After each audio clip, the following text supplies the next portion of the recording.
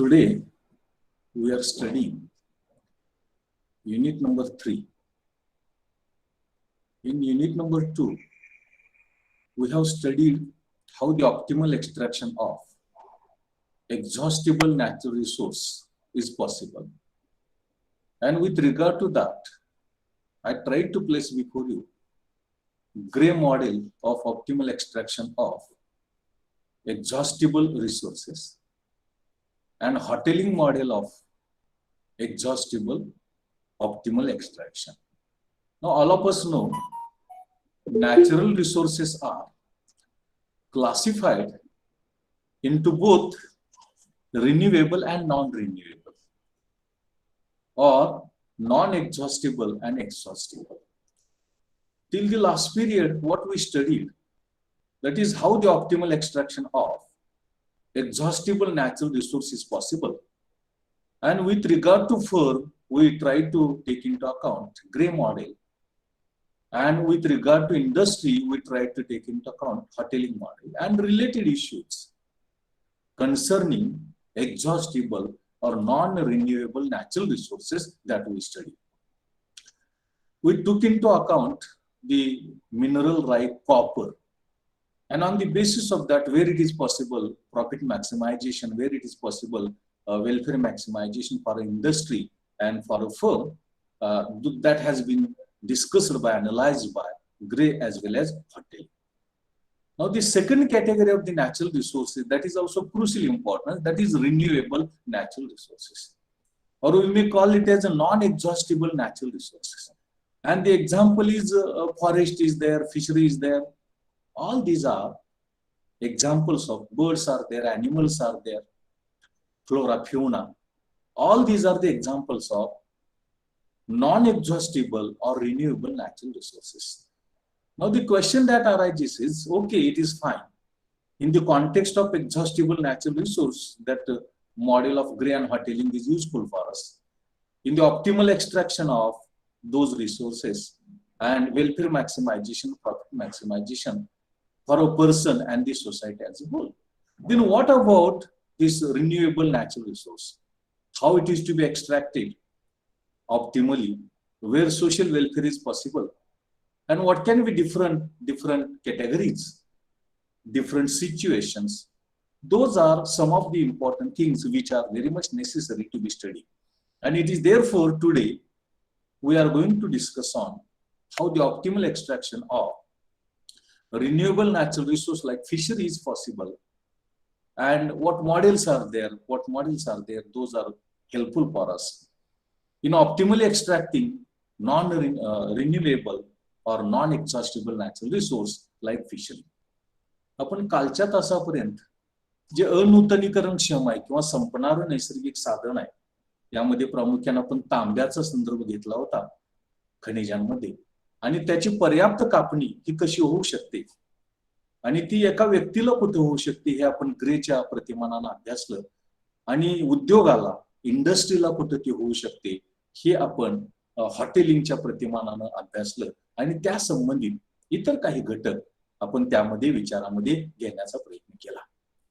आज आपण नैसर्गिक साधनांचं जे दुसरं वर्गीकरण आहे, दुसरा जो प्रकार आहे, त्याला आपण नूतनीकरणक्षम किंवा न संपणारी नैसर्गिक साधने असं म्हणतो.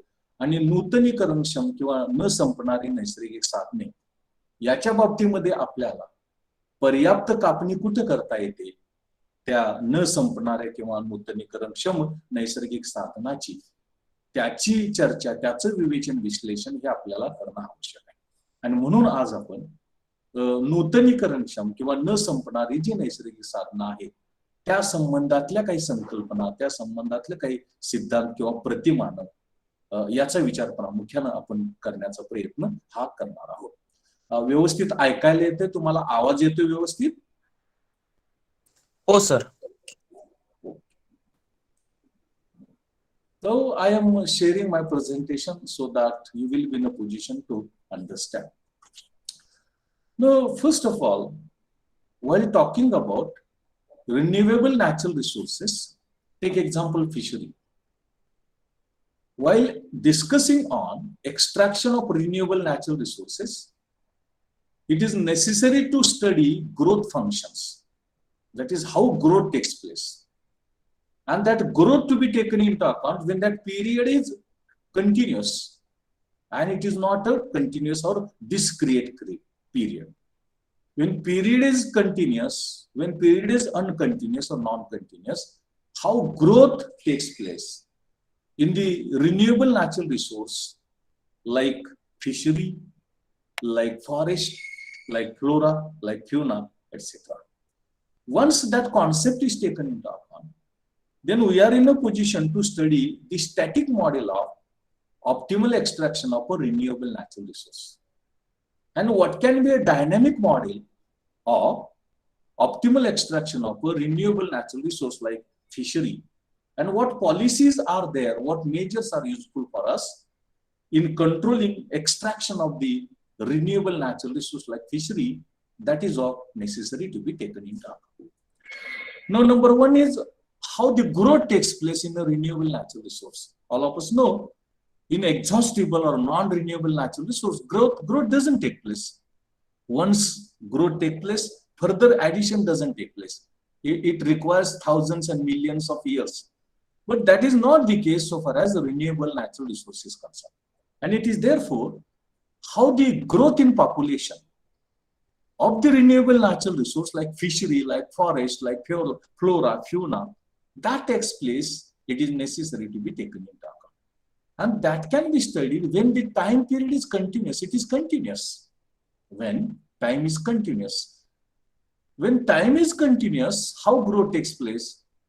That population depends upon birth rate. Population growth depends upon birth rate and mortality, that is death rate. Mortality, that is death rate.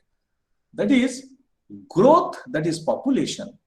Growth in population is equal to birth rate minus mortality, that is death rate.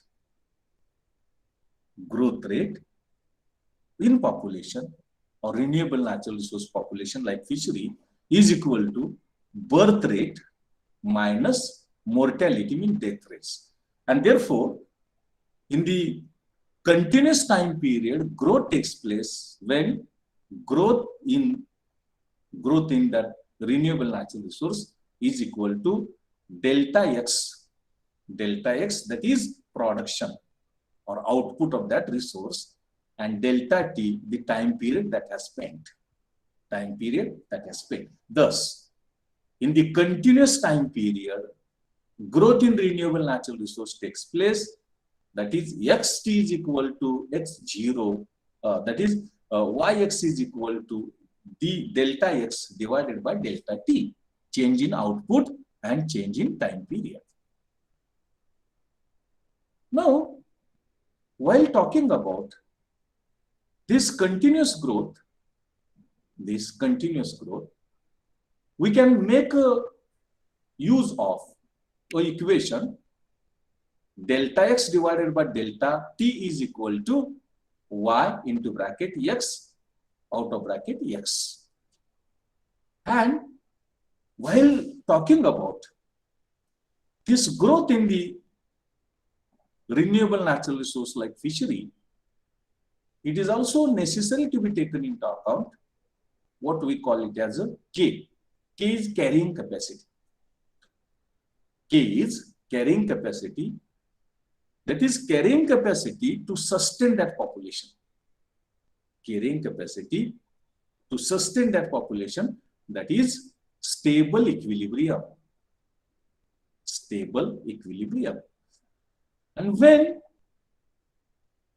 O is less than x less than K, when carrying capacity is taken into account, carrying capacity means capacity to sustain that population, capacity to provide for that survival of population.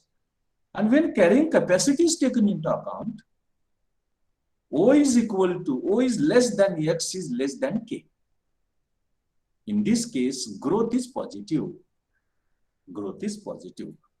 When x1 is greater than O, x1 is greater than O, x1 is greater than O, growth is negative.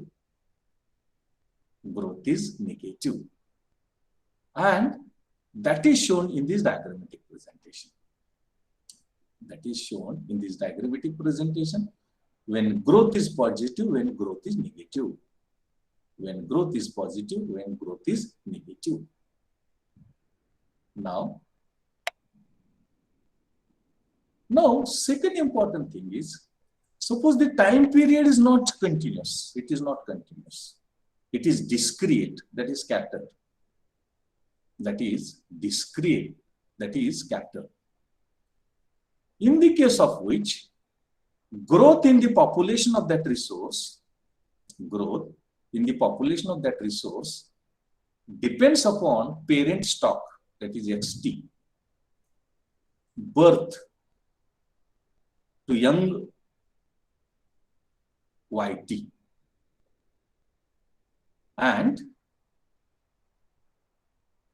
stock XT, and that is birth and the stock of the parent and birth takes place of the young population.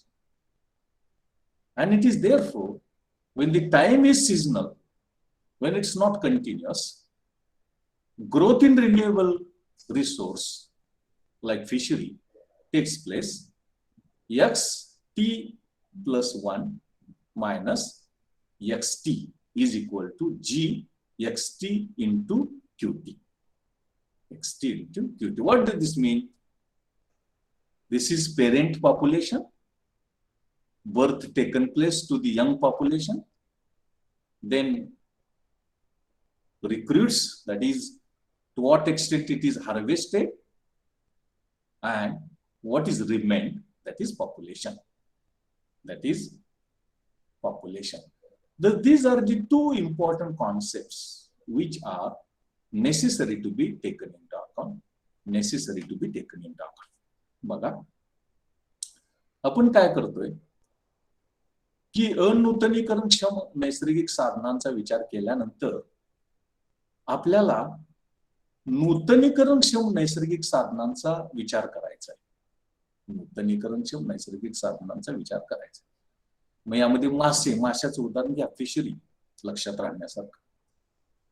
यामध्ये आपल्याला काय बघायचं आहे की नूतनीकरणक्षम हे जे नैसर्गिक साधन आहे त्याच्या साठ्यामध्ये वाढ कशी होते,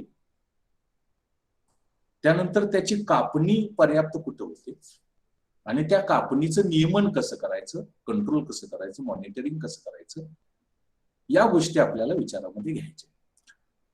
आता ते घेत असताना महत्वाची गोष्ट म्हणजे की नूतनीकरणक्षम किंवा न संपणाऱ्या नैसर्गिक साधनं, मग यामध्ये फिशरी असेल, मासे असतील, प्राणी असतील, पशु असतील, वनस्पती असतील, या सगळ्यांचा समावेश होतो. आपण मासे जर उदाहरणादाखल घेतले तर नूतनीकरणक्षम नैसर्गिक साधनाची पर्याप्त कापणी कुठं होते ते विचार घेत असताना त्यामध्ये होत असलेली वाढीची प्रवृत्ती काय आहे ते बघावं लागतं.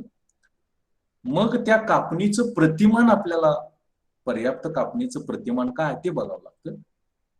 आणि ते मग स्थितिशील अवस्थेमध्ये काही गृहीतांवरती आधारित आणि डायनॅमिक म्हणजे गतिशील म्हणजे गृहीत काढून टाकून या मासे किंवा नूतनीकरणक्षम नैसर्गिक साधनाची कापणी पर्याप्त कुठं होऊ शकते ते विचारात घ्यावं लागतं. आणि हे जे न संपणार किंवा नूतनीकरणक्षम हे जे नैसर्गिक साधन आहे त्याच्या कापणी नियंत्रणासाठीचं धोरण काय असू शकतं त्याचा एक विचार आपल्याला त्या अनुषंगानं विचारामध्ये घ्यावा लागतो. पहिल्यांदा नूतनीकरणक्षम नैसर्गिक साधनामध्ये वाढ कशी होते, त्याचे जे साठे आहेत, स्टॉक्स आहेत, ते कसे वाढतात, त्या वाढीचा विचार करताना दोन टप्प्यांमध्ये करावा लागतो. एक म्हणजे कंटिन्युअस टाइम, म्हणजे कालावधी कंटिन्युअस आहे, वेळ कंटिन्युअस आहे, टाइम कंटिन्युअस आहे. तर या स्थितीमध्ये नूतनीकरणक्षम नैसर्गिक साधनाच्या साठ्यामध्ये वाढ कशी होते, स्टॉक कसा वाढत जातो, त्याची प्रवृत्ती काय असते. आणि समजा तो कालावधी कंटिन्युअस नसेल, तो जर का नाही डिस्क्रिएटरी म्हणजे तुटक असेल, डिस्क्रिएटरी म्हणजे तुटक असेल, तर या स्थितीमध्ये त्या संपणाऱ्या नैसर्गिक साधनाची प्रवृत्ती ही कशी असू शकते, त्याचा एक विचार आपल्याला या अनुषंगानं करावा लागतो किंवा करता येतो असं आपण म्हणूया. म्हणजे ही जी वाढ आहे नूतनीकरणक्षम नैसर्गिक साधनाची, ती वाढ विचारामध्ये घेणं आवश्यक आहे. आणि त्या वाढीच्या आधारे आपल्याला मगच कापणी पर्याप्त कुठं करता येते, ती कापणी ही विचारात घेता येते असं आपल्याला म्हणता येतं. आता ती कापणी विचारामध्ये घेत असताना पहिल्यांदा वाढ आपण विचारात घेतो, कालावधी कंटिन्युअस निरंतर असतो. तेव्हा आता वाढ कशावरती अवलंबून असते किंवा साठा कशावरती अवलंबून असतो, तर जनन दर आणि मृत्यू दर, बर्थ रेट आणि मॉर्टॅलिटी. आणि मग यामध्ये वाढ बरोबर उत्पादनातली वाढ किंवा साठ्यातली वाढ भागिले कालावधी आणि मग त्यामधून आपल्याला असं लक्षात येतं की हा कालावधी विचारात घेत असताना आपल्याला एक सूत्र मिळतं, ते उत्पादनातली किंवा साठ्यातली वाढ भागिले कालावधीतली वाढ किंवा साठ्यातला बदल कालावधीतला बदल बरोबर वाय म्हणजे उत्पादनातला बदल आणि हा कालावधीतला बदल. अर्थात हे विचारात घेत असताना आपल्याला कॅरिंग कॅपॅसिटी म्हणजे पोषण क्षमतेचा विचार करावा लागतो. कारण नुसती लोकसंख्या वाढवून चालत नाही, त्या लोकसंख्येचा निर्वाह व्हायला पाहिजे, पोषण व्हायला पाहिजे, उदरनिर्वाह व्हायला पाहिजे. आणि ते आपण के म्हणजे कॅरिंग कॅपॅसिटी, हा के आहे, यातून आपण दाखवतो. तो कॅरिंग कॅपॅसिटी काय दाखवतो की स्थिर समतोल दाखवतो, स्टेबल इक्विलिब्रियम. आणि म्हणून त्याचा सुद्धा विचार आपल्याला या निरंतर कालावधीमध्ये नूतनीकरणक्षम नैसर्गिक साधनाच्या वाढीचा विचार करत असताना, वृद्धीचा विचार करत असताना तो करावा लागतो. आणि म्हणून साठ्यातली वाढ भागिले कालावधीतला बदल बरोबर जी म्हणजे वृद्धी दर, एक्स मासे घ्या किंवा नूतनीकरणक्षम नैसर्गिक साधन आहे, बरोबर वाय इंटू ब्रॅकेट 1 वजा एक्स भागिले के म्हणजे कॅरिंग कॅपॅसिटी, पोषण क्षमता किंवा निर्वाह क्षमता आणि एक्स. मग यामध्ये जर आपण कॅरिंग कॅपॅसिटी विचारात घेतली, जेव्हा 0 लेस दॅन एक्स लेस दॅन के असं असतं, तेव्हा वृद्धी दर हा धन असतो, पॉझिटिव्ह असतो. उलट एक्स ग्रेटर दॅन 0 म्हणजे ते कॅरिंग कॅपॅसिटी असेल तर वृद्धी दर हा निगेटिव्ह असतो किंवा ऋण असतो. आणि वाय एक्स लेस दॅन 0 म्हणजे तो कॉन्केव्ह असतो, तो कॉन्केव्ह आकाराचा असतो असं आपल्याला दिसतं.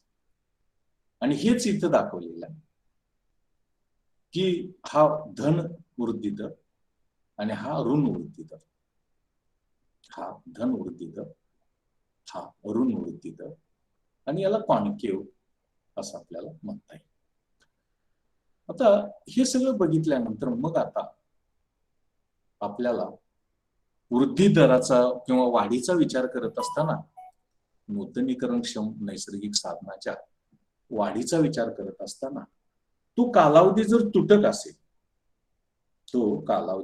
असेल म्हणजे कंटिन्युअस नसेल, तर या स्थितीमध्ये मग आपल्याला त्या नूतनीकरणक्षम किंवा न संपणाऱ्या नैसर्गिक साधनामध्ये वाढ कशी होते ते विचारावर घ्यावं लागतं. आणि ते आपल्याला या सूत्राच्या साहाय्याने दाखवता येतं. एक्स टी प्लस 1 म्हणजे दुसऱ्या वर्षातली वाढ वजा एक्स टी म्हणजे पहिल्या वर्षातली वाढ बरोबर जी एक्स टी क्यू टी म्हणजे दुसऱ्या कालावधीतली वाढ वजा पहिल्या कालावधीतली वाढ बरोबर वृद्धी दर म्हणजे झालेली वाढ आणि उत्पादन हे करता येतं. यासाठी काय करावं लागतं की वाढ विचारात घेत असताना पेरेंट पॉप्युलेशन म्हणजे जन्म देणारा पालक साठा, बर्थ वृद्धी दर म्हणजे जनन दर आणि किती कापणी केली जाते याचा तो विचार करावा लागतो. म्हणजे कालावधी जेव्हा तुटक असतो, तो निरंतर नसतो, त्यावेळेला त्या नूतनीकरणक्षम किंवा न संपणाऱ्या नैसर्गिक साधनामधली वाढ ही एवढी होती.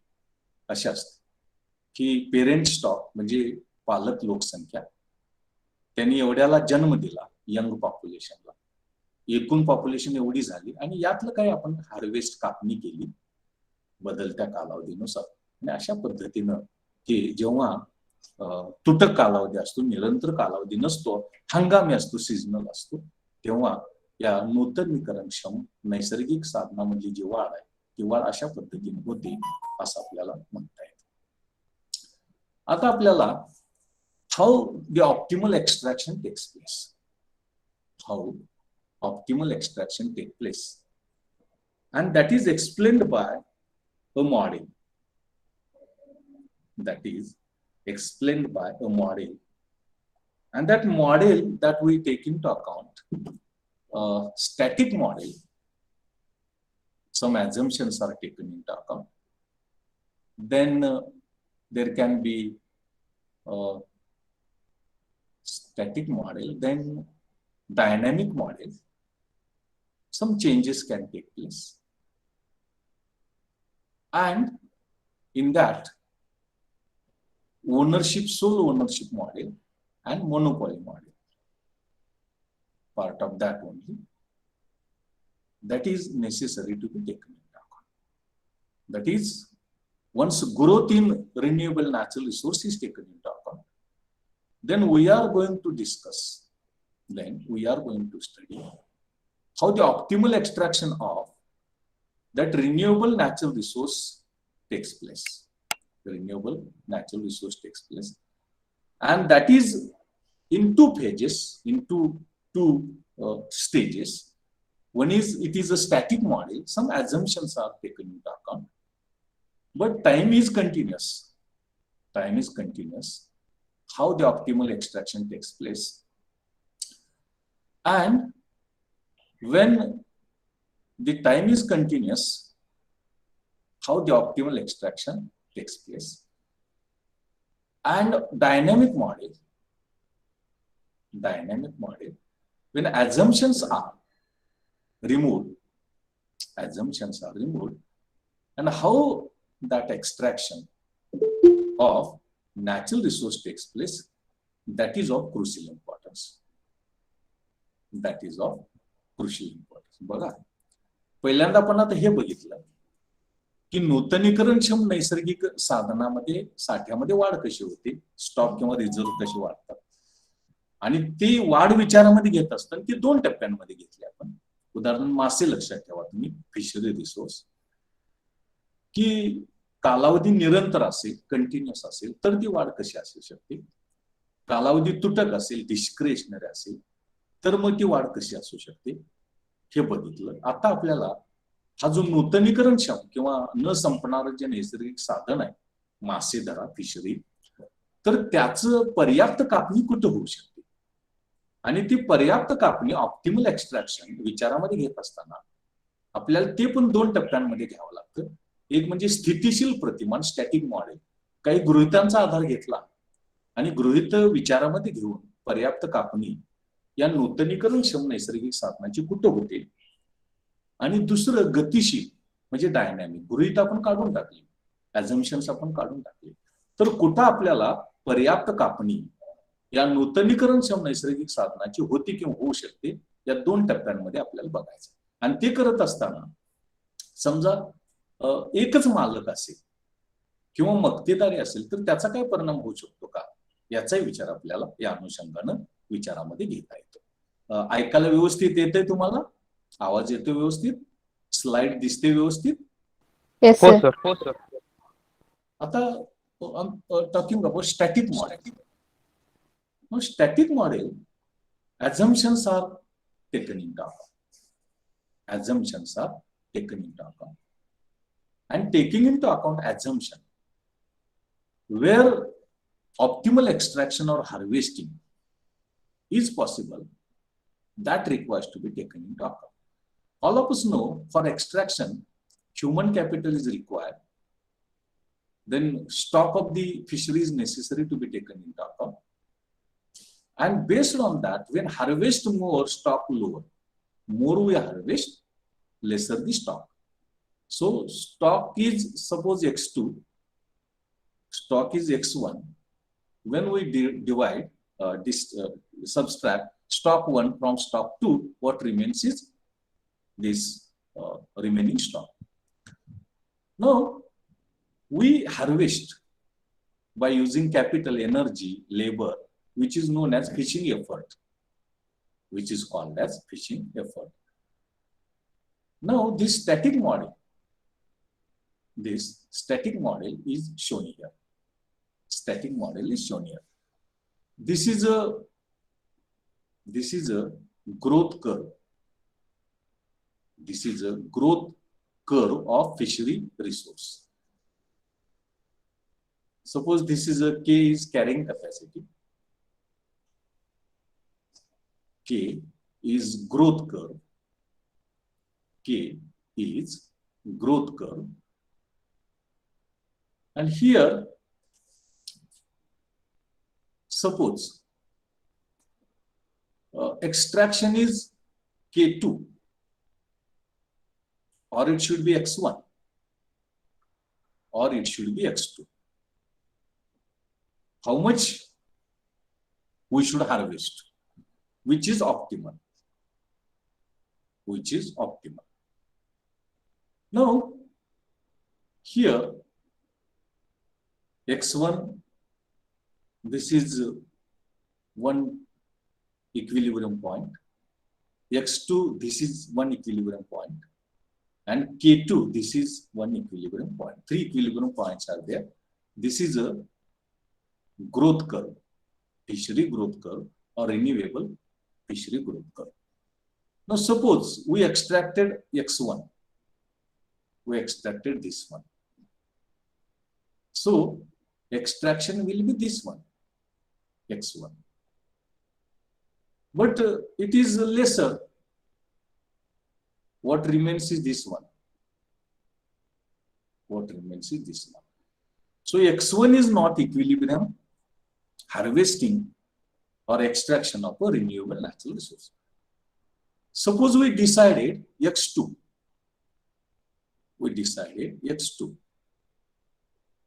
This will be extraction, and what will remain? This will remain. And growth requires time. So what remains in the water is very lesser. And therefore, like that of X1, X2 is also not equilibrium point. And therefore, this K2, that is equilibrium point, which is extracted this one, which is socially optimal extraction, because it is the upper point of growth rate. So this is what we call optimal extraction of resource.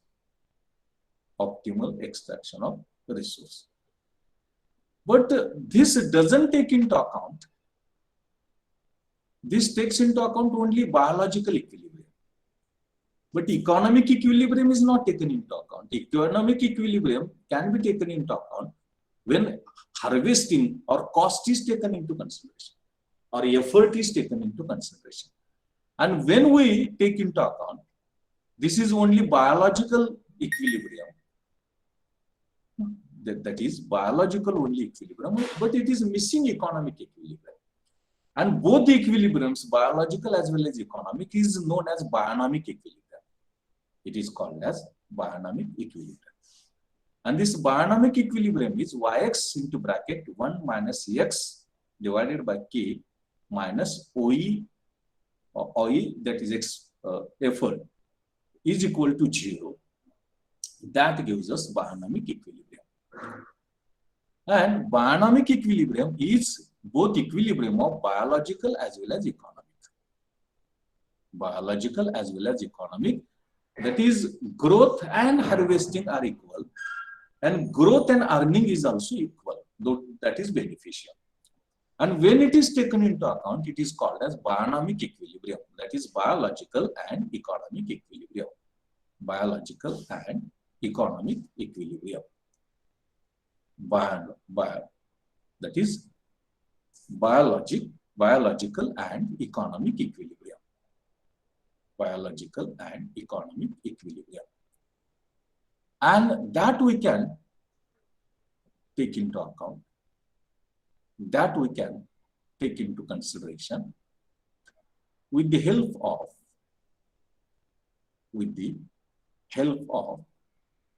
this figure. With the help of this figure.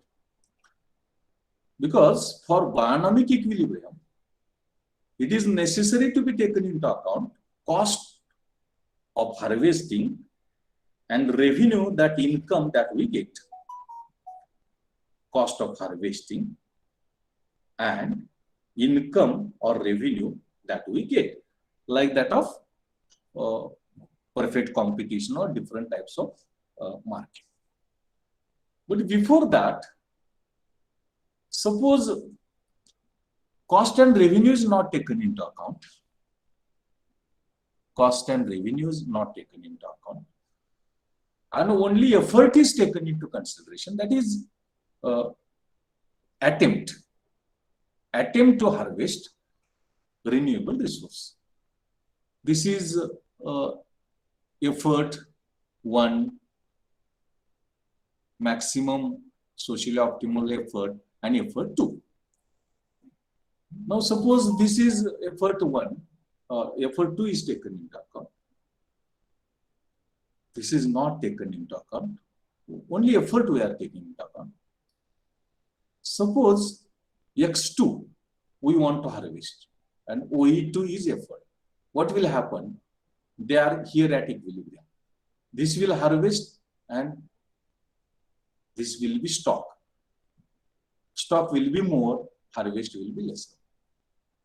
Suppose we decided to harvest this one and effort is OE1.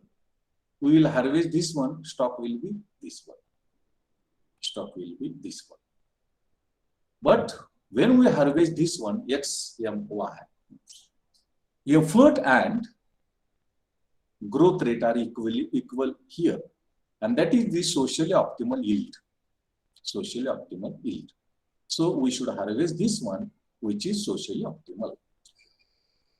In addition to that, what is required? Only effort, growth, stock of the resource. That is not sufficient. In addition to that, that revenue and expenditure, that is also of crucial importance. The revenue and expenditure, that is also of crucial importance, because all of us know when difference between total revenue and total expenditure is more, then more profit. And therefore, along with growth, stock of the resource, then harvesting or effort or attempt, it is also of crucial importance to be taken into consideration profit, that is total revenue minus total expenditure. And when this is taken into account, we get a model, the static model. This is growth rate, this is total cost curve, this is also total revenue curve. This is also total revenue curve. Now suppose we extracted this one, OE1. We extracted this one. What will happen? Cost is E1 this and revenue is this one. Profit is this one. Earning is this one. But further extraction is profitable. This is not a maximum profit. This is not a maximum profit. So this is not a, what we call it as a bionomic equilibrium. This is not bionomic equilibrium because this is not the maximum profit. Further also, we can get profit. Here it is, again, it can be increased. Suppose this, we extracted this one. Again, this can be increased. So, where total revenue and total cost are equal, that is profit maximization. That is profit maximization. And that extraction of a renewable resource is known as, in static model, bionomic equilibrium. And in this diagram, we should extract E0. Here, total revenue, total cost are equal. Total revenue, total cost are equal. And this is, here it is bionomic equilibrium. That is maximum profit maximizing or profit maximizing extraction of that renewable resource. That renewable resource. And that is necessary to be taken into consideration. That is necessary to be taken into consideration. And this bionomic equilibrium, that is biological as well as economic. Biological as well as economic. That we get here. What do you see here? Here it is bionomic equilibrium, that is biological and economic. Actually, it is not a socially maximum yield. Socially maximum yield is here, where the total revenue is at upper level, or it is at upper point. It is at upper point. But what happens? It is not a maximum profit. So maximum profit we get here by extracting this E3. And here it is a biological and economic equilibrium. Here it is a biological equilibrium because yield is maximum. So biological equilibrium is different and bionomic equilibrium is different. It is both biological as well as economic. In biological equilibrium, that is maximum yield or maximum stock is taken into account of that renewable resource. And in bionomic equilibrium, biological as well as economic, that is maximum stock as well as profit maximization. And here it is that is achieved. This is known as a bionomic equilibrium according to the static model, of harvesting, optimal harvesting of the natural resource. Harvesting of the natural resource that is renewable. That is renewable, which is necessary to be taken into consideration. Which is necessary to be taken into consideration. What we call it as a bionomic equilibrium. Bionomic equilibrium. आपण आता हे संपणारं जे न संपणारं जे नैसर्गिक साधन आहे,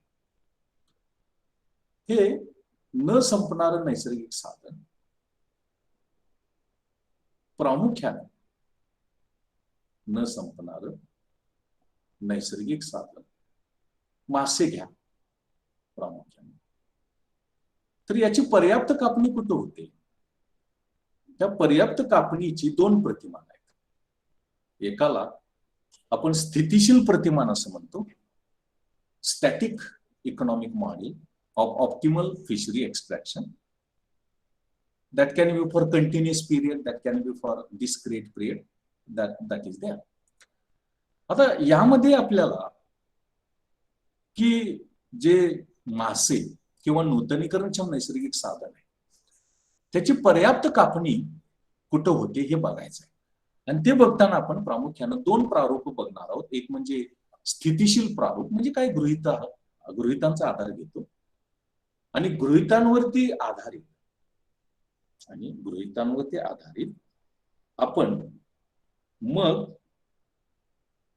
आपण काय करतो की पर्याप्त कापणी कुठं होऊ शकते हे आपण बघतो.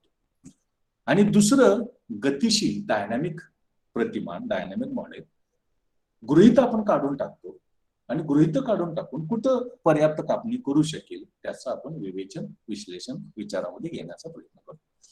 पहिल्यांदा आपण स्थितिशील प्रतिमान विचारात घेऊया. स्थितिशील प्रतिमान विचारात घेत असताना आपण जेवढी कापणी करू तेवढा त्याचा जो साठा आहे तो साठा कमी होत जातो.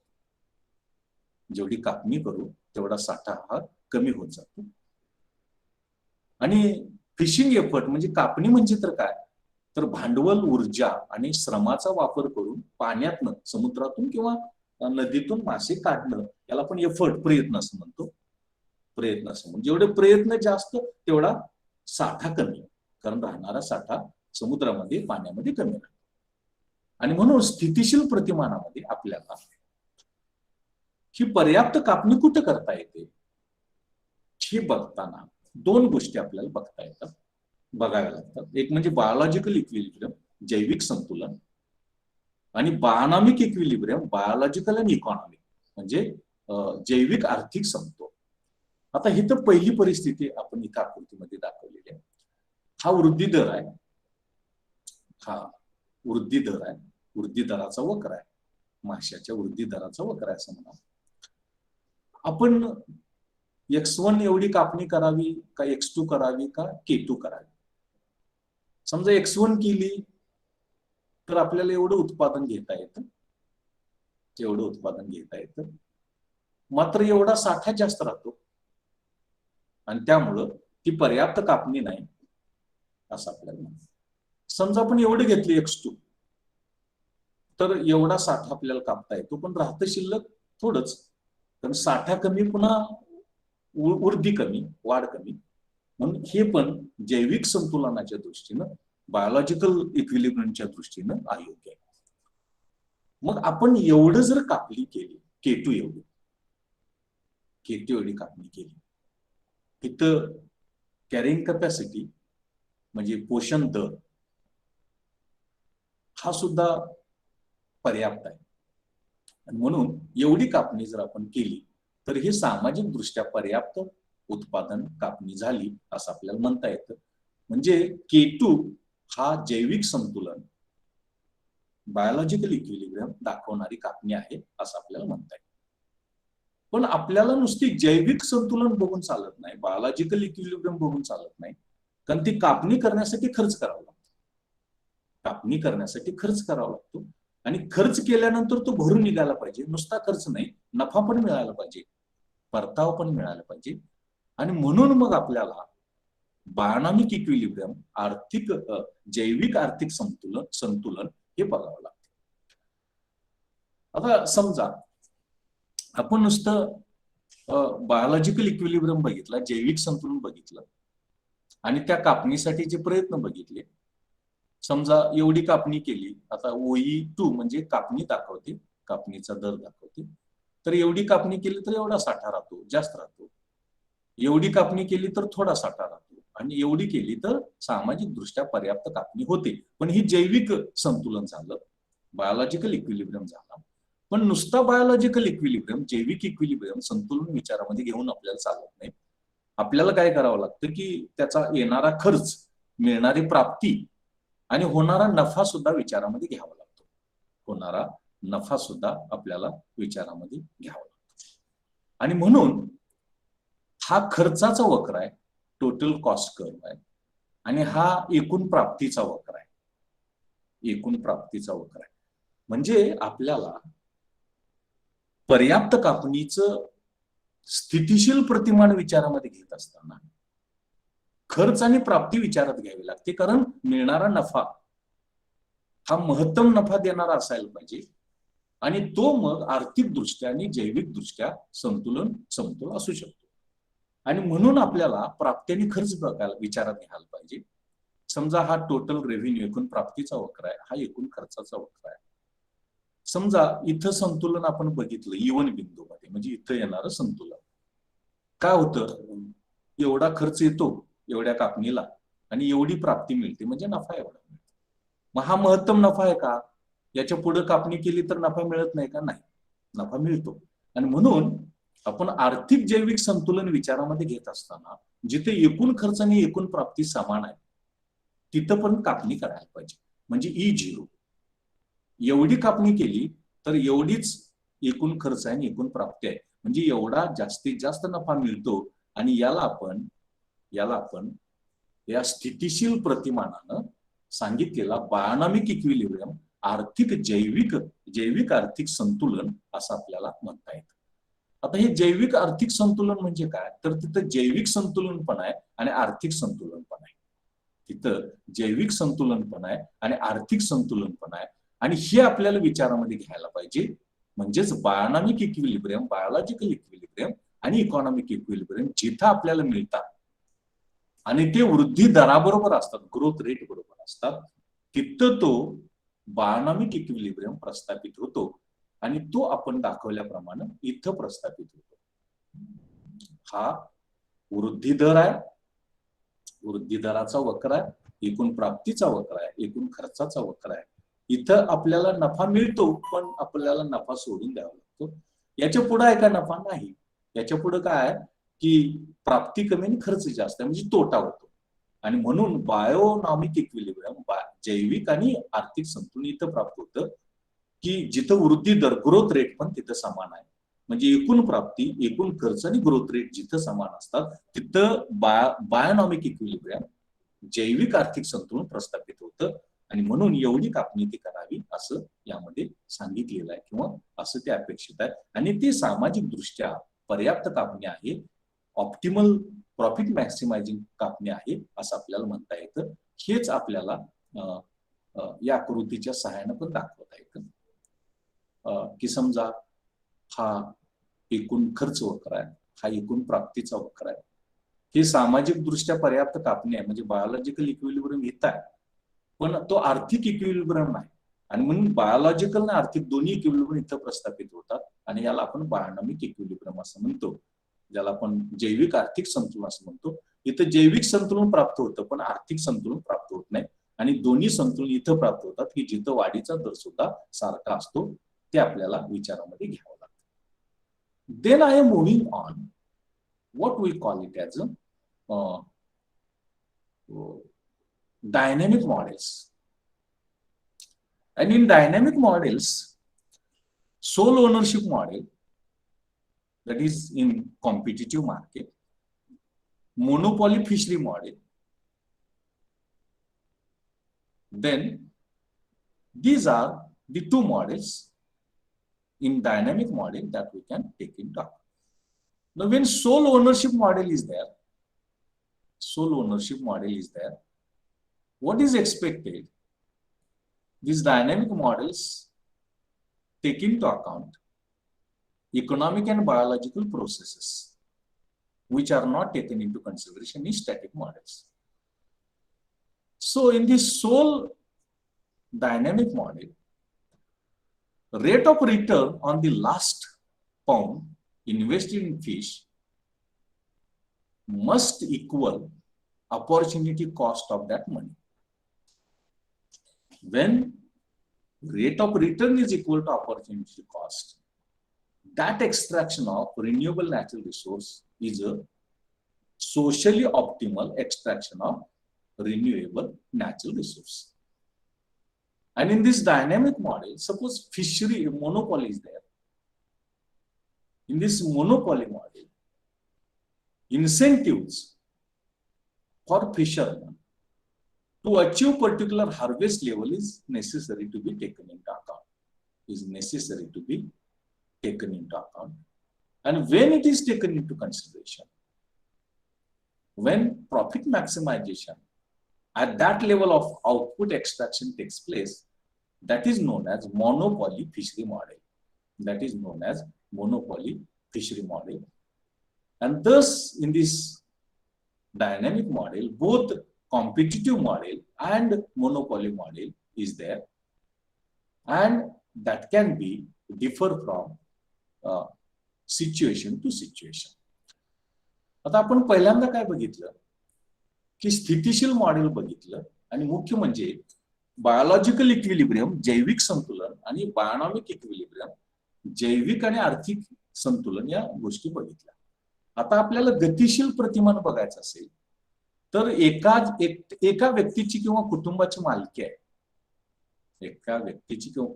मालकी आहे, पण बाजारपेठ स्पर्धेचे आणि मक्तेदारी प्रतिमान ही दोन परिस्थिती विचारामध्ये घ्यावी लागते.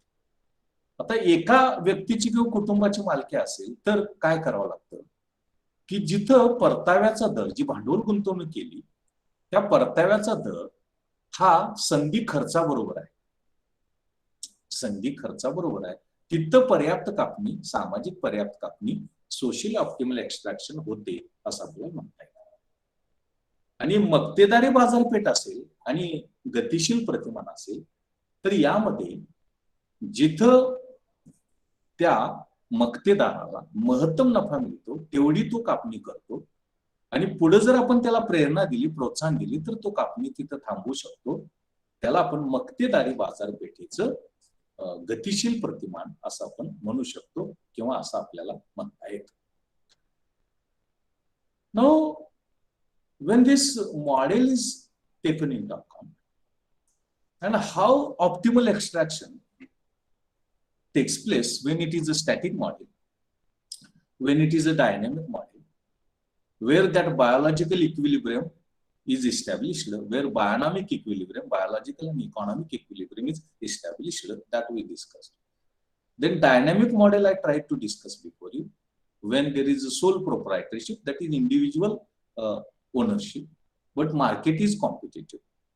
And monopoly market, only one seller is there, where socially optimal or profit maximizing extraction of a renewable resource, natural resource, that can take place. Now the question that arises is, even it is renewable natural resource, that resource has also limitations. That resource has also limitations, because two models we have taken into account: growth in a continuous period and growth in a discretionary period. And that growth has limitations, even though it is a renewable model.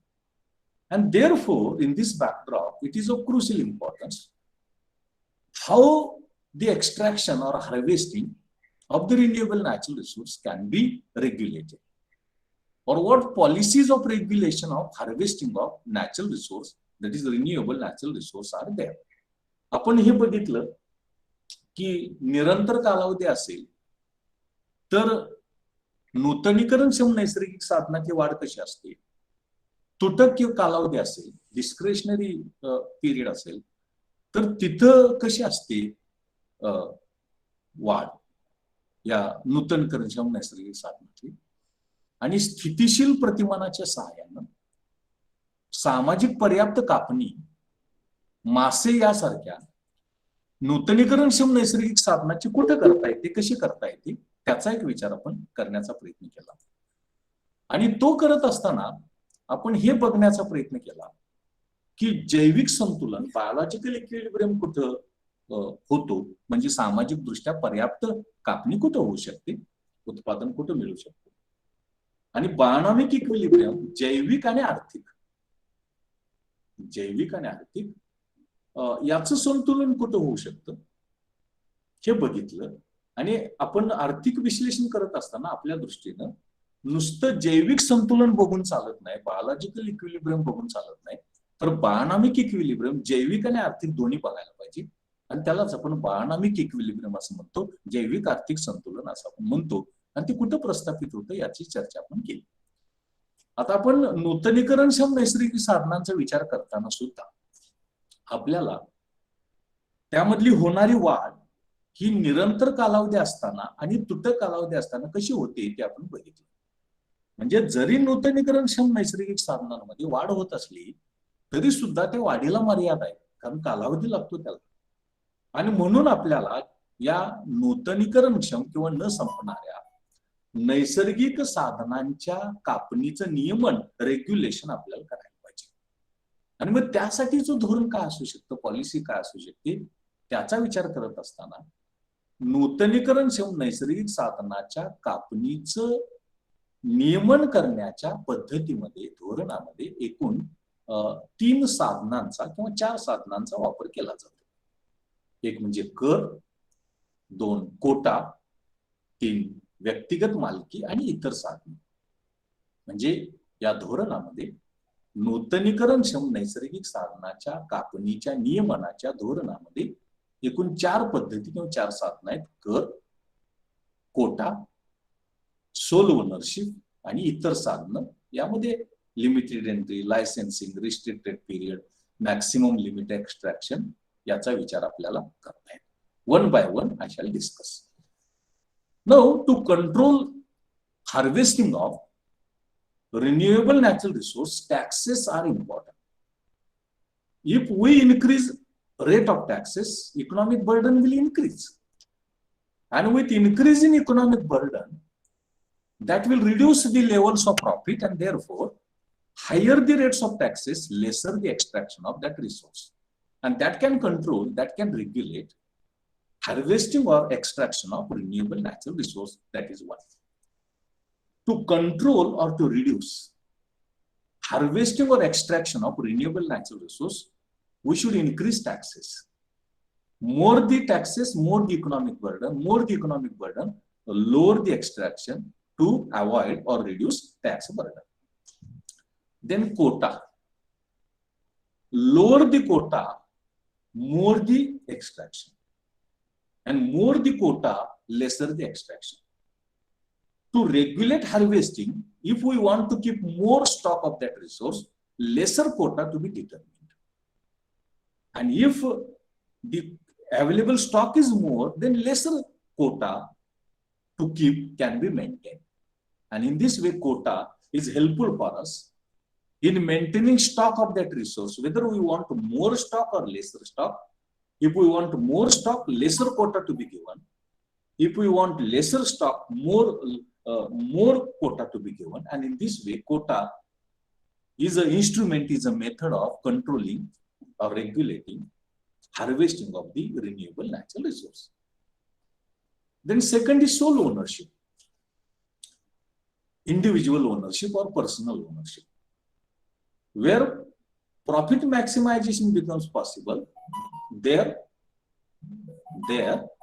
harvesting is maximum. When profit maximization is not possible, then harvesting is reduced. But at the same time, in sole ownership, individual ownership, it is also necessary to be taken into account what is the stock of the population of that resource, because further growth depends upon stock of the population. So that is also necessary to be considered in the case of sole ownership.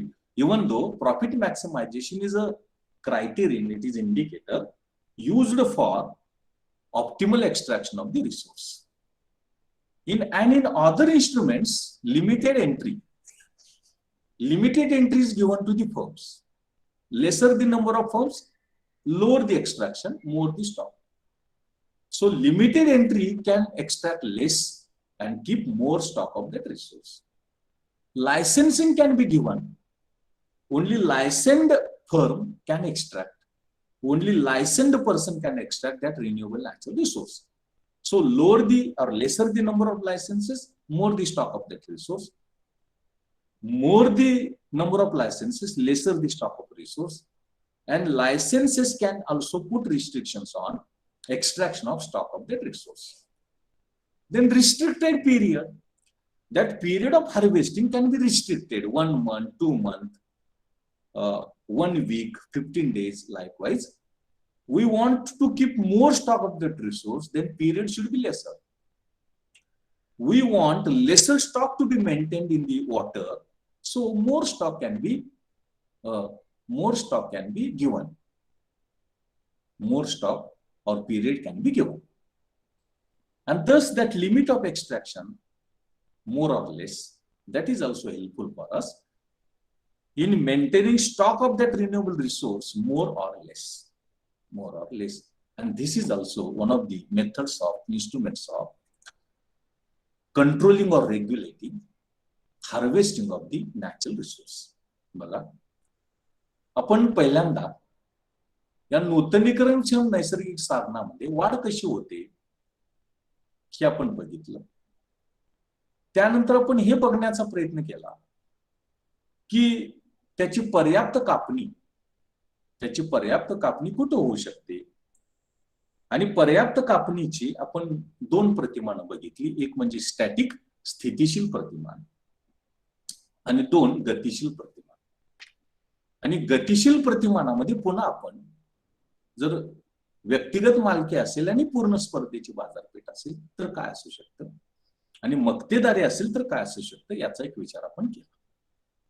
आता हे सगळं बघितल्यानंतर पुन्हा प्रश्न आपल्यापुढे निर्माण होतो की हे जरी खरं असलं की नूतनीकरणक्षम नैसर्गिक साधनांमध्ये नैसर्गिकरित्या वाढ होत असली तरी सुद्धा त्या वाढीला मर्यादा आहे.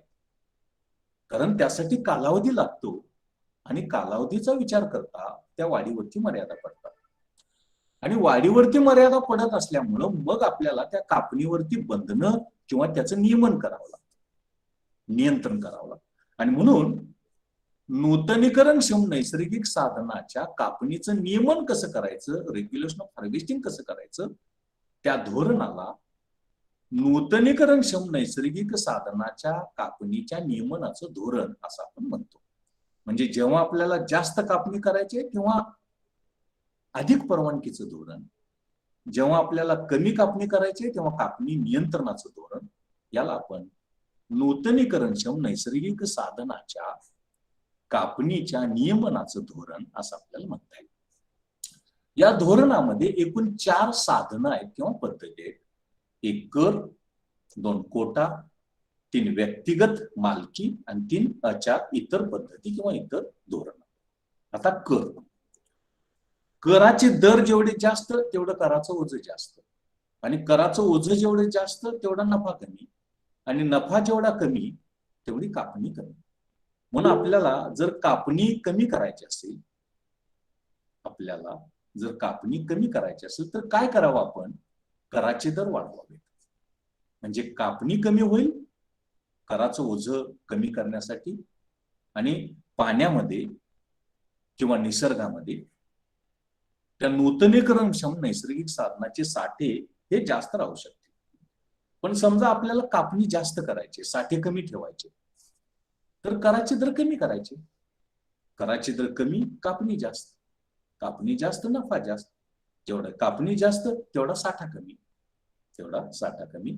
म्हणून आपल्याला नेमकं काय पाहिजे, कापणी जास्त पाहिजे का कमी पाहिजे, त्या नूतनीकरणक्षम नैसर्गिक साधनाचा साठा आपल्याला कमी ठेवायचा आहे का जास्त ठेवायचा आहे, अशा पद्धतीने कराचा वापर आपल्याला करायला पाहिजे. साठा अधिक ठेवायचा असेल तर कर जास्त ठेवायचा, कराचा दर कापणी कमी होते. साठा कमी ठेवायचा असेल तर कराचा दर कमी ठेवायचा, कापणी जास्त होते. नंबर 1. आता कोटा म्हणजे संख्यात्मक बंध. आपल्याला जर साठा जास्त ठेवायचा असेल तर कोटा कमी ठेवायचा, कापणी जास्त होते. जर साठा कमी ठेवायचा असेल तर कोटा जास्त ठेवायचा, कापणी जास्त होते. कोट्याचा वापर करते. व्यक्तिगत मालकी, सोल ओनरशिप. महत्तम नफा मिळत असेल तर कापणी आपण जास्त करतो, नफा मिळत नसेल तर कापणी आपण कमी करतो. पण महत्तम नफा मिळवत असताना सुद्धा त्या पाण्यातला त्या माशाचा साठा किती हे पण विचारात घ्यायला पाहिजे. नफा मिळतोय म्हणून सगळी जर आपण साठा संपवला तर पुढे वाढ कशी होणार, वाढ होणार नाही, जन्म होणार नाही, कालावधीमध्ये आपल्याला ते वाढवता येणार नाही. आणि म्हणून जरी नफा आपण बघत असलो तरी सुद्धा साठा किती आहे हाही विचारामध्ये घ्यायला पाहिजे असं आपल्याला म्हणता येतं. त्यानंतर 4थ्या पद्धतीमध्ये इतर पद्धती किंवा इतर साधनं आपण म्हणूया.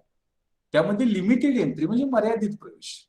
समजा माशांची कापणी करायची, 10 जणांनाच प्रवेश द्यायचा, 20 जणांना द्यायचं नाही, 15 जणांना द्यायचं नाही. 10 जणांनी कापणी केली तर कमी असेल, राहणारा साठा हा अधिक असू शकतो. जर आपल्याला साठा कमी ठेवायचा असेल तर अधिक जणांना परवानगी द्यायची, प्रवेश द्यायचा. समजा 15 जणांना प्रवेश दिला, कापणी जास्त होईल, साठा कमी होईल. म्हणजे आपल्याला साठा किती ठेवायचा आहे, कमी का जास्त, याच्यावरती प्रवेश कमी जायचा का जास्त द्यायचा त्यावरती कापणी अवलंबून राहील, हार्वेस्टिंग अवलंबून राहील. लायसन्सिंग परवाना. समजा आपल्याला अधिक साठा राखून ठेवायचा आहे तर परवानगी कमी द्यायची, लायसन्स कमी द्यायचे. लायसन्स जेवढे कमी तेवढी कापणी कमी, कापणी जेवढी कमी तेवढा साठा जास्त. समजा साठा आपल्याला जास्त कमी ठेवायचा आहे तर लायसन्स परवाने जास्त द्यायची, परवाने जास्त दिले की कापणी जास्त होणार, कापणी जास्त दिली की साठा कमी होणार. त्यानंतर रिस्ट्रिक्टेड पिरियड, कापणीचा कालावधी त्याच्यावरती बंधनं आपल्याला लागता येतात. समजा साठा, माशाचंच उदाहरण घ्या, माशाचा साठा आपल्याला समुद्राच्या पाण्यामध्ये किंवा पाण्यामध्ये जास्त ठेवायचा आहे तर काय करायचं, कापणीचा कालावधी कमी करायचा, आठवडा, 10 दिवस, 15 दिवस, 1 महिना असं करायचं. तेवढ्यातच कापणी करा, कमी कापणी होते, साठा अधिक राहतो. समजा साठा कमी ठेवायचा आहे, कापणीचा कालावधी जास्त द्या, महिना द्या, 2 महिने द्या, 6 महिने द्या, म्हणजे कापणी जास्त होईल. कापणी जास्त झाली की साठा कमी राहील. त्यानंतर कापणीची मर्यादा. Maximum limit of extraction. तुम्हाला कापणीची मर्यादा एवढीच कापणी तुम्हाला करता येईल. समजा मासे, तुम्हाला दररोज 100 किलोच माशांची कापणी करता येईल, मासे घेता येतील, याच्या पुढे जायचं नाही. म्हणजे कापणीची मर्यादा ठरवून सुद्धा आपल्याला साठा जो आवश्यक आहे नूतनीकरणच्या म्हणजे वाढ होण्यासाठी सुद्धा त्याचं तो राखता येतो, त्याचं नियमन करता येतं असं आपल्याला म्हणता येतं. आणि म्हणून या पद्धती एक आपल्याला विचारामध्ये घेणं आवश्यक आहे असं आपल्याला म्हणता येतं. हा, तुम्हाला समजतं, लक्षात येतं मी काय म्हणतोय ते? तुमच्यापर्यंत पोहोचतं? Yes, sir. हो सर. हो सर. व्यवस्थित समजतं तुम्हाला? Yes, I understand, sir. Yes yes, okay. आता अजून एका महत्वाच्या बाबीचा विचार आपल्याला करायचा, आणि ती महत्वाची बाब नैसर्गिक साधने, नूतनीकरणक्षम असू दे किंवा ज्योती, तुझं माईक जरा बंद कर. ज्योती जगधने, हा ओके, डिस्टर्ब होत होता. हा, कृपया सगळ्यांनी माईक बंद करा, म्हणजे जेव्हा आपल्याला बोलायचंय तेव्हा चालू करायला काय हरकत नाही, नाहीतर गोंधळ होतो. मी काय बोलतोय ते तुम्हाला ऐकणार. मी हे तुम्हाला सांगत होतो की संपणारं नैसर्गिक साधन असू द्या किंवा न संपणार असू द्या, शेवटी त्याचं संरक्षण संवर्धन करायला पाहिजे, तरच त्यामध्ये वाढ होऊ शकते. आणि आपण जेव्हा शाश्वत विकासाचा विचार करतो, चिरंतन विकासाचा विचार करतो, सस्टेनेबल डेव्हलपमेंटचा विचार करतो, तेव्हा आपल्याला भविष्य कालावधीमध्ये अनेक पिढ्या जन्माला येणार आहेत. किमान त्यांचा उदरनिर्वाह होऊ शकेल, किमान त्या जगू शकतील, याचा पण विचार करायला पाहिजे. म्हणजे नूतनीकरणक्षम असू द्या किंवा अनूतनीकरणक्षम नैसर्गिक साधन असू द्या, त्याचं संरक्षण संवर्धन करणं आवश्यक आहे. आणि ते संरक्षण संवर्धन सहजासहजी होत नाही, त्याला चळवळ करावी लागते, मुवमेंट करावी लागते, कुणीतर प्रयत्न करावे लागतात. आणि म्हणून संपणार असू दे किंवा न संपणार असू द्या, नूतनीकरणक्षम असू द्या किंवा अनूतनीकरणक्षम नैसर्गिक साधन असू द्या, त्याच्या संवर्धनासाठी, त्याच्या वाढीसाठी, त्याच्या संरक्षणासाठी प्रयत्न करायला पाहिजे. आणि तो जो प्रयत्न आहे, तो प्रयत्न हा चळवळीतून होतो. तो जो प्रयत्न आहे, तो प्रयत्न हा चळवळीतून होतो. आणि म्हणून आपल्याला या चळवळी, संरक्षण करणाऱ्या नैसर्गिक साधनांच्या कोणत्या चळवळी आहेत, कोणत्या मुवमेंट्स निर्माण झाल्या, त्याचा एक विचार आपल्याला करावा. The point which I am trying to place before you, all natural resources are limited, their scarcity is higher and more. Likewise, natural resources are also very limited compared to the other resources. Take example, physical or man-made resources, even human resources. Comparatively, natural resources are very limited. Natural resources are very limited. As all resources are limited and natural resources are very limited, then it is very important to preserve, conserve and protect the natural resources. Because in unit number 2, we have studied sustainable development. And in sustainable development, preservation, conservation, protection of the natural resource is very necessary. It is very important. And it is therefore preservation, conservation, protection of the natural resource is necessary. That is degradation and deterioration in the natural resources, all resources in general, but natural resources in particular, and both renewable and non-renewable natural resources also, their preservation, conservation, protection is necessary. And that preservation, conservation, protection of the natural resources or degradation, control, restriction doesn't take place automatically. It requires to undertake purposeful efforts. And those efforts they take form of movements. So what movement of the society, what movement of the people took place for controlling degradation of the natural resources and preservation, conservation, protection of the natural resources, that is necessary. So what I am trying to communicate to you is that while discussing about natural resources in general and renewable natural resources in particular, the movements to control natural resource degradation And preservation, conservation, protection, and growth in the natural resources is necessary to be studied. And what movements or which movements have been developed, have been taken place, that is necessary to be considered.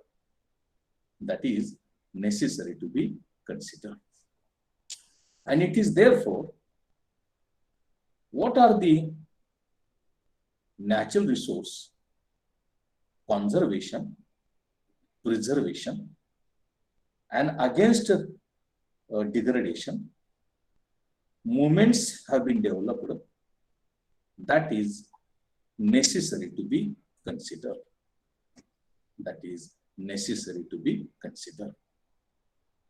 And thus I am trying to place before you the movements those have been developed against the natural resource degradation and conservation, protection, and growth of the natural resources.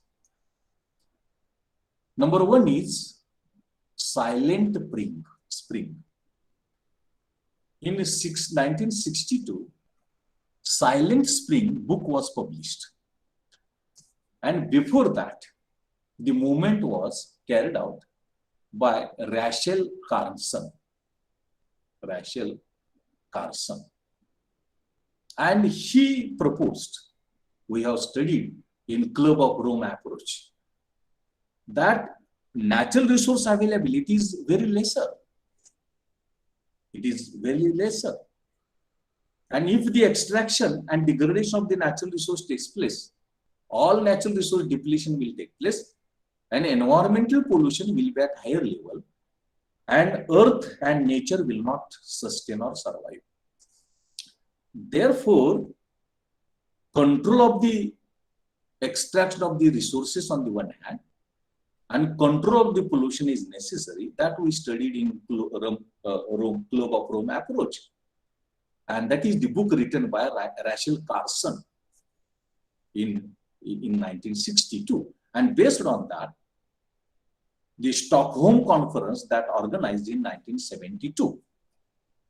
So movement started before 62, and in 1962, the Silent Spring book was published by Rachel Carson. And in that book, he wrote how the depletion of the natural resources is taking place and how pollution is increasing. And this will result in equilibrium in nature and environment. So it is necessary to be restricted, and preservation, conservation, protection of the nature as well as environment and natural resources is necessary. Based on this book and the Silent Spring movement that took place, Stockholm Conference was organized by United Nations Organization in 1972. And in this 1972 conference, actually the discussion took place about the preservation, conservation of the natural resources and against the degradation of the natural resources. And henceforth, since then, the sustainable development efforts towards preservation, conservation that took place. Then Green Belt movement started in 1977 in Kenya. That movement was started by National Council of Women, which created 1,000 green belts and 20,000 mini green belts. To create green belt, that is greenery for preservation of the nature, conservation of the environment, and controlling pollution and depletion and degradation in the natural resources. This is Green Belt movement of 1977. Then Chipko Andolan in Uttar Pradesh, Sundarlal Bahuguna. That is, cutting of the tree was prohibited and people hugged the trees.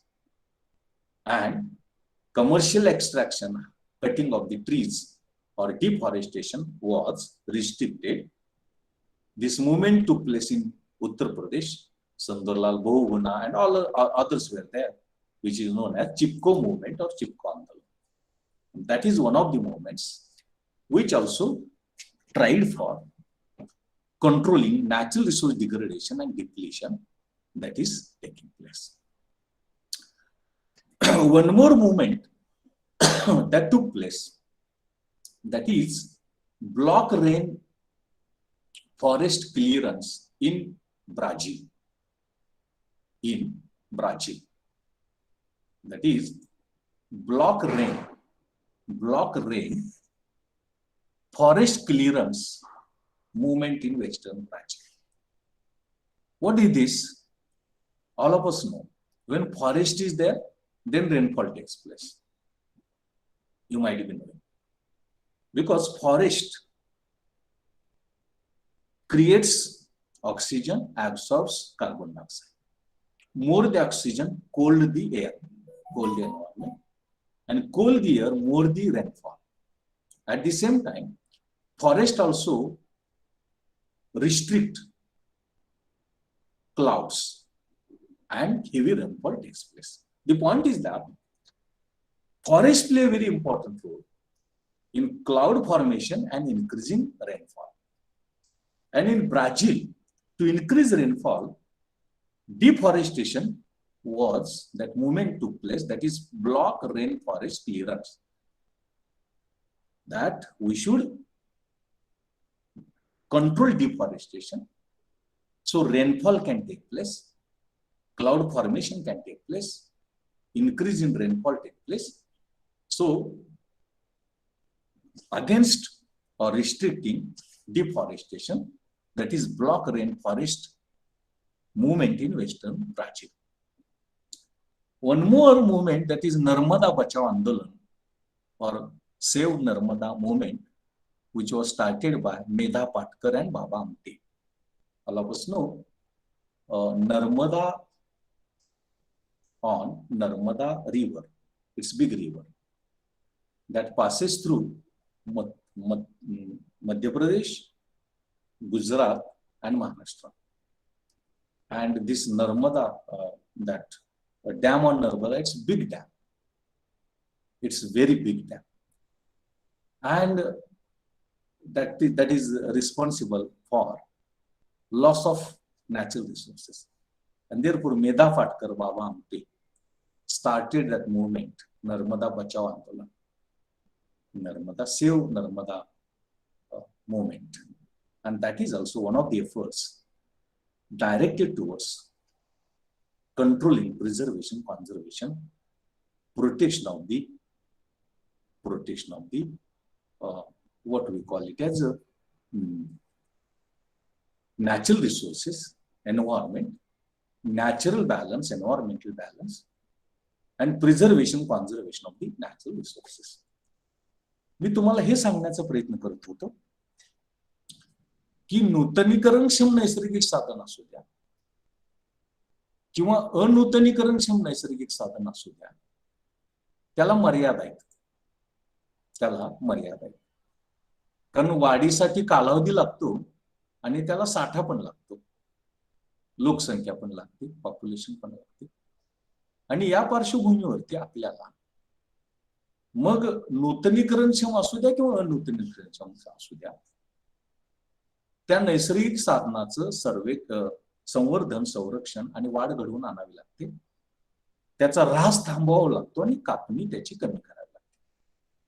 अर्थात ही सहजासहजी होत नाही. आपल्याला शाश्वत विकास, चिरंतन विकास जर आपल्याला साध्य करायचा असेल तर तो साध्य करण्यासाठी आपल्याला लोक चळवळ निर्माण करावी लागते, पीपल्स मुवमेंट निर्माण करावी लागते. कारण लोक आंदोलन हे याची जी ताकद आहे, याचं जे बळ आहे, याची जी पॉवर आहे ती सगळ्यात जास्त असते. आणि म्हणून आपल्याला होणारं प्रदूषण, होणारा नैसर्गिक साधनाचा अतिरिक्त वापर, त्याचा होणारा ऱ्हास, पर्यावरणीय संतुलन, निसर्गाचं संतुलन, नैसर्गिक संसाधनाचं संरक्षण आणि वाढ, हे सगळं आपल्याला करण्यासाठी एका आंदोलनाची गरज असते, जन आंदोलनाची गरज असते. आणि म्हणून चिरंतन विकासासाठी, शाश्वत विकासासाठी नैसर्गिक संसाधनातली ऱ्हास कमी करणं, त्याचा वापर कमी करणं आणि त्याचबरोबर त्यामध्ये वाढ घडवून आणणं, संरक्षण, संवर्धन करणं, पर्यावरणाचं प्रदूषण कमी करणं, पर्यावरणाची गुणवत्ता सुधारणं, पर्यावरणाचं संतुलन प्रस्थापित करणं, या सगळ्यासाठी जन आंदोलन, लोक चळवळी झाल्या. आणि त्या लोक चळवळी नेमक्या कोणत्या होत्या त्याचा विचार आपल्याला या अनुषंगाने करणं आवश्यक आहे, करणं अपेक्षित आहे. आपण दुसऱ्या प्रकरणामध्ये शाश्वत विकासाचा विचार करत असताना, सस्टेनेबल डेव्हलपमेंटचा विचार करत असताना आपण क्लब ऑफ रोमचा अप्रोच बघितला, रोमच्या गटाचा अप्रोच बघितला. आणि या रोमच्या गटामध्ये आपण त्या रोमच्या गटानं नैसर्गिक संसाधनाच्या संरक्षणासाठी, संवर्धनासाठी आणि विकासाचं धोरण कसं असायला पाहिजे, वृत्ती पॉलिसी कशी असायला पाहिजे, याविषयीचं केलेलं सगळं विवेचन आपण बघितलं. या क्लब ऑफ रोमच्या अप्रोचच्या अगोदर रॅशल कार्सन यांनी एक चळवळ सुरू केली होती नैसर्गिक संसाधनाच्या संरक्षणासाठी, संवर्धनासाठी. आणि त्याची गरज कशी आहे आणि ती गरज कशी वाढत चाललेली आहे आणि निसर्गाच्या संरक्षणासाठी, पर्यावरणाच्या संरक्षणासाठी ती किती महत्वाची आहे, ही चळवळ ही 1962 पूर्वी कार्सन यांनी केली होती. आणि त्याचं वर्णन करणारं पुस्तक त्यांनी सायलेंट स्प्रिंग नावाचं 62 ला प्रसिद्ध केलं. आणि या चळवळीच्या माध्यमातून त्यांनी सर्व नैसर्गिक साधनं, त्यांचं संरक्षण, संवर्धन आणि त्याची कापणी कमी करणं आणि नैसर्गिक संतुलन प्रस्थापित करणं, यासाठी त्यांनी प्रामुख्यानं ही चळवळ केली. आणि त्यातून हे पुस्तक प्रसिद्ध झालं. आणि हे पुस्तक प्रामुख्यानं आपल्याला विशेष करून नैसर्गिक साधनाच्या संरक्षणाची चळवळ ही यामध्ये सुरू झाली असं आपल्याला दिसतं. आता हा जो सायलेंट स्प्रिंग हा जो ग्रंथ आहे, पुस्तक आहे रॅशल कार्सन यांचं, त्याच्या आधारेच मग 1962 ला 10 वर्षांनी युनायटेड नेशन्स ऑर्गनायझेशन स्टॉकहोम येथे परिषद भरवली. आणि त्या परिषदेमध्येच खऱ्या अर्थानं विकास आणि पर्यावरण, विकास आणि निसर्ग याची चर्चा झाली. तिथून शाश्वत विकास, तिथून नैसर्गिक संसाधनाचं सर्वेक्षण याची चर्चा झाली. आणि तेव्हापासून मगच निसर्गाचं संरक्षण, नैसर्गिक संसाधनाचं सर्वेक्षण, प्रदूषण नियंत्रण, पर्यावरणाचं संरक्षण, या सगळ्या गोष्टी सुरू झाल्या असं आपल्याला दिसतं. 10 वर्षानं ती परिषद झाली आणि तिथून खऱ्या अर्थानं शाश्वत विकास, चिरंतन विकास, पर्यावरण, प्रदूषण नियंत्रण, पर्यावरणाचं संरक्षण, निसर्गाचं संरक्षण, नैसर्गिक संसाधनाचं संरक्षण, या गोष्टी सुरू झाल्या. या परिषदेनंतर मग खऱ्या अर्थानं अजून लोक चळवळींनी जोम धरला, लोक चळवळी प्रगत झाल्या. यामध्ये ग्रीन बेल्ट मुव्हमेंट नावाची 77 ला चळवळ सुरू झाली केनियामध्ये. नॅशनल काउन्सिल ऑफ विमेन यांनी ती चळवळ सुरू केली आणि हरित क्षेत्र वाढवण्याचा प्रयत्न केला या स्त्रियांनी. या चळवळीच्या माध्यमातून एकूण त्यांनी 1000 ग्रीन बेल्ट तयार केले मोठे आणि 20,000 छोटे ग्रीन बेल्ट तयार केले. आणि हरित जमीन किंवा ग्रीन बेल्ट वाढविण्याचा प्रयत्न त्या चळवळीतून केला. अपेक्षा अशी की निसर्गाचं संरक्षण होईल, नैसर्गिक संसाधनाचं संरक्षण होईल आणि पर्यावरण, निसर्ग आणि मग शाश्वत विकास आपल्याला साध्य करता येईल, अशा प्रकारचा तो हेतू होता. त्यानंतर भारतामध्ये, उत्तर प्रदेशामध्ये फार मोठ्या प्रमाणावरती, हिमालय पर्वतामध्ये प्रामुख्यानं फार मोठ्या प्रमाणावरती निर्वनीकरण व्हायचं, झाडे कापणी व्हायची आणि त्यामधून वृक्ष फार मोठ्या प्रमाणात तोड केली जायची व्यापारीकरणासाठी. ती चुकीचं आहे किंवा ती घातक आहे, यासाठी चिपको आंदोलन तिथं सुरू झालं. सुंदरलाल बहुगुणा आणि बाकीच्या लोकांनी हिमालय पर्वतामध्ये ते चिपको आंदोलन, लोकांनी झाडाला मिठ्या मारल्या आणि आम्ही झाडं तोडू देणार नाही आम्ही झाडं तोडायला परवानगी देणार नाही, आम्हाला तोडा, झाडांना नको, अशा प्रकारची ती चळवळ सुरू झाली. सुंदरलाल बहुगुण आणि बाकीचे काही लोक होते त्यामध्ये. ती चिपको आंदोलन, चिपको चळवळ ही एक नैसर्गिक संसाधनाचं संरक्षण, संवर्धन, वाढ आणि होणारा ऱ्हास नियंत्रित करण्यासाठीची चळवळ होती असं आपल्याला म्हणता येईल. त्यानंतर ब्राझीलमध्ये चळवळ झाली, त्याला ब्लॉकचेन फॉरेस्ट क्लिअरन्स चळवळ असं म्हटलेलं आहे. जंगल काय करतात, कार्बन डायऑक्साईडचं शोषण करून घेतात आणि प्राणवायू सोडून देतात. प्राणवायूमुळे हवा थंड राहते आणि शुद्ध राहते, आणि हवा थंड राहिली की ढग निर्मिती होते, आणि थंड हवा लागल्यानंतरच मगच पाऊस पडतो. आणि याच बरोबर जंगल काय करतात की ढग अडवतात, आणि ढग अडवून जिथं जंगल आहे तिथं पाऊस पण पडतो. म्हणजे ढग निर्मिती, पाऊस निर्माण करणं आणि पाऊस पाडणं, यामध्ये जंगलांचं आणि हवेची शुद्धता, यामध्ये जंगलांचं योगदान अनन्यसाधारण महत्वाचं आहे.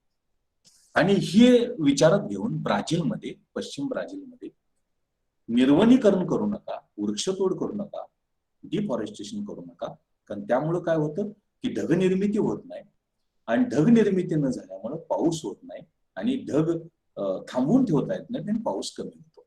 ही चळवळ ही ब्राझीलमध्ये झाली. त्यानंतर आणखीन एक चळवळ आपल्या देशामध्ये झाली, ती नर्मदा बचाव आंदोलन. नर्मदा फार मोठी नदी आहे, ते मध्य प्रदेश, गुजरात आणि महाराष्ट्रातून जाते, आणि या तिन्ही राष्ट्रांमध्ये असलेली जी जैवविविधता आहे, नैसर्गिक साधन संपत्ती आहे, त्याचा ऱ्हास, ते नष्ट होण्यामध्ये या मोठ्या धरणाचा, नर्मदा नदीवरच्या त्या धरणाचा परिणाम होतो. आणि म्हणून हे धरण बंद करा, हे धरण करू नका, अशा प्रकारची चळवळ मेधा पाटकर यांनी आणि बाबा आमटे यांनी केली. आणि ती चळवळ ही आपल्याला एकूण नैसर्गिक संपत्ती, जैवविविधता आणि लोकांचा, जमिनीचा, संपत्तीचा आणि गावांचा होणारा ऱ्हास नियंत्रित करण्यासाठीचा प्रयत्न करणारी होती. ती एक चळवळ ही होती असं आपल्याला म्हणता येईल. आणि हा एक विचार आपल्याला या अनुषंगानं करणं अपेक्षित होतं, करणं गरजेचं होतं असं आपल्याला म्हणता येईल. Thus, in this unit number 3, what I tried to place before you today, that just I will take a recap of that. Number 1, this unit, this chapter is fully devoted to the renewable natural resources like fishery, forest, flora and fauna. First of all, we studied the process of growth in the stock of that renewable natural resource takes place, when the period is continuous, when the period is discretionary or discontinuous. Then we studied optimal harvesting of the renewable natural resource, static model and dynamic model. And in dynamic model, sole proprietorship, competitive and monopoly, how that takes place, that we studied. Then I tried to place before you also biological equilibrium, biodynamic equilibrium, especially in the static model, how that takes place, and how optimal extraction of renewable natural resource is possible. That I tried to place before you. Then I discussed before you the policy of regulating harvesting of renewable natural resource. And under this policy, different methods and instruments are there. Taxes is there, quota is there, licensing is there, and other methods are there, instruments are there that I discussed before you. Then I placed before you movements against degradation of natural resources. And in these movements, the spring, silent spring, that book and that movement, then Stockholm Conference, then Green Belt movement, then this Chipko movement, Narmada Bachao movement, Brazil movement, all those movements that I tried to place before you in today's lecture. हा जो तिसरा प्रकरण होतं ते फार महत्वाचं होतं, अभ्यासाच्या परीक्षेच्या दृष्टीने पण तुम्हाला, आणि म्हणून मला ते तुमच्या पुढे मांडणं आवश्यक होतं, अपेक्षित वाटलं, मला आवश्यक होतं. यामध्ये आपण 3-4 अत्यंत महत्वाच्या गोष्टी अभ्यासल्या.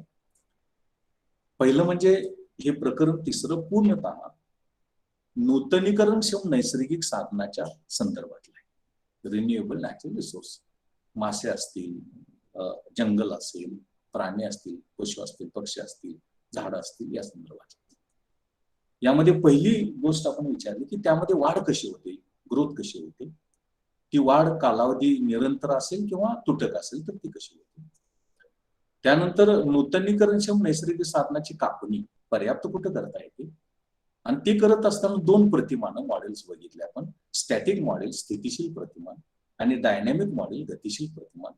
आणि डायनॅमिक मॉडेलमध्ये पुन्हा व्यक्तिगत मालकी असेल, पूर्ण स्पर्धा असेल, मक्तेदारी असेल, तर काय असू शकतं ते आपण बघितलं. यामध्येच मी तुम्हाला हे सांगण्याचा प्रयत्न केला, स्टॅटिक मॉडेलमध्ये बायोनॉमिक इक्विलिब्रियम, बायोलॉजिकल अँड इकॉनॉमिक, जैविक आणि आर्थिक प्रतिमान. म्हणजे नुसता जैविक प्रतिमा संतुलन बघून चालत नाही, जैविक आणि आर्थिक ही पण संतुलन इक्विलिब्रियम बघावं लागतं. ते कुठं होतं, कसं होतं, हे तुम्हाला मी सांगण्याचा प्रयत्न केला. त्यानंतर जरी हे नैसर्गिक साधन नूतनीकरणक्षम असलं, न संपणार असलं, तरी सुद्धा त्याच्या संवर्धनासाठी, वाढीसाठी प्रयत्न करणं आवश्यक आहे. आणि तो प्रयत्न करत असताना त्याच्या कापणीचं नियमन, रेग्युलेशन ऑफ हार्वेस्टिंग करणं आवश्यक आहे. आणि त्या कापणीच्या पद्धती कोणत्या, साधनं कोणती, ती मी तुमच्या पुढे ठेवण्याचा प्रयत्न केला. यामध्ये कर आहे, यामध्ये कोटा आहे, यामध्ये परवाना आहे, यामध्ये इतर पद्धती आहेत. आणि त्याच्या आधारे आपल्याला या नूतनीकरणक्षम आणि सगळ्याच नैसर्गिक साधनाचं, प्रामुख्याने नूतनीकरणक्षम नैसर्गिक साधनाच्या कापणीचं नियमन, रेग्युलेशन ऑफ हार्वेस्टिंग, एक्सट्रॅक्शन कसं करता येतं ते आपण बघण्याचा प्रयत्न केला. त्यानंतर मग तुम्हाला मी हे सांगण्याचा प्रयत्न केला की नैसर्गिक साधनाची उपलब्धता कमी आहे, सगळीच साधन संपत्ती मर्यादित आहे, त्याच्या तुटवडा आहे, त्याची दुर्मिळता आहे. आणि दुसऱ्या बाजूला अनूतनीकरणक्षम नैसर्गिक साधनाची दुर्मिळता अजूनच जास्त आहे. सगळीच नैसर्गिक साधनं याचं संवर्धन, संरक्षण करणं आवश्यक आहे, त्याचा ऱ्हास कमी करणं आवश्यक आहे. आणि म्हणून त्याला लोक चळवळी, चळवळी, जन आंदोलन निर्माण होणं आवश्यक आहे. त्या जन आंदोलन, त्या चळवळी कोणत्या, त्या पण तुम्हाला मी सांगण्याचा प्रयत्न केला. कार्लसनचं ते सायलेंट स्प्रिंगचं पुस्तक, त्याची चळवळ, तो क्लब ऑफ रोमचा मेंबर होता. त्यानंतर स्टॉकहोमची परिषद, ते 62 आलं पुस्तक, 72ला ती चळवळ निर्माण झाली, 10 वर्षांनी. आणि त्यानंतर मग ग्रीन बेल्टची चळवळ, ब्राझील मधली चळवळ, भारतातल्या चिपको चळवळ, नर्मदा बचाव चळवळ, या सगळ्या चळवळी आपण या अनुषंगानं विचारामध्ये घेण्याचा प्रयत्न केला. या संदर्भात तुम्हाला काही प्रश्न असेल, या संदर्भात तुमची काही शंका असेल तर तुम्ही अवश्य विचारा. If anybody has any question, any explanation, clearance is required, it is most welcome. तुम्ही विचारू शकता. थोडीशी चर्चा आपण, प्रश्नांची उत्तर थोडीशी आपण या अनुषंगानं विचारामध्ये घेण्याचा प्रयत्न करू. काय तुमचे प्रश्न, काय शंका असतील तर तुम्ही अवश्य विचारू शकता.